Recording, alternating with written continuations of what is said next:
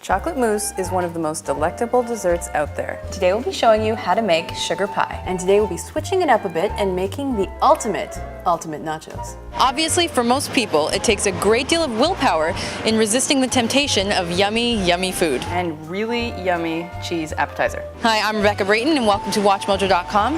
And in part one of our interview with Dr. David Kessler, he tells us more about the insatiable North American appetite. If we could have you start by telling us what your main premise in the End of Overeating is. I was very interested in trying to understand why it's so hard for so many of us to resist, food. I was watching Oprah one day, and this woman, very well educated, very well dressed, very intelligent, said, "I eat when my husband leaves in the morning for work. I eat before he comes home at night. I eat when I'm happy.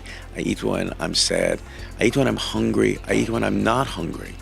And I don't like myself." And I wanted to understand what's driving that behavior, and I wanted to understand the science, and I wanted to be able to explain it to that woman. And what we now know, we have the science that shows that the brains of millions of North Americans are being excessively activated. So they're being hijacked. So what is it that is causing us to lose control over our eating?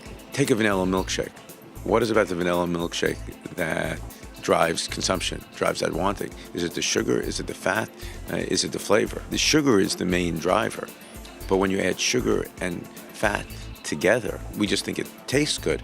But in fact, the more multisensory, the more reinforcing the food is, it activates our brains, and we see those circuits becoming activated and not shutting off. Understand the cycle of consumption. I'm walking down Powell Street the other day, and I start thinking about chocolate-covered pretzels. Why? Because I had been on that street 6 months earlier, and I had forgotten. That's a cue. Sometimes it's the street that's the cue. Sometimes it's the time of day, the location, the smell, the sight, just getting in a car sometimes. So you get cued. That activates the brain, that grabs your attention, it increases your arousal. And then you have to either consume it to get it out of your brain, or you go on, you get distracted and you go on to something else. But every time you engage in that behavior, every time you respond to that cue, you strengthen the neural circuitry so that you end up doing it again and again and again. Is it the food industry that's, playing to our cravings, or is it ourselves for not being able to fight the urges? The food industry argues that they're just giving consumers what they want. We now know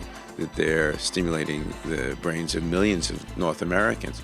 Once you understand that our brains are constantly being bombarded with these stimuli, and that's the reason why people are overeating. Does the food industry have to change? Absolutely. Does government have an increased role? Sure. But what's most important is once you understand that your brain is being manipulated, you can fight back. You can try to cool the stimulus, and you can prevent the manipulation.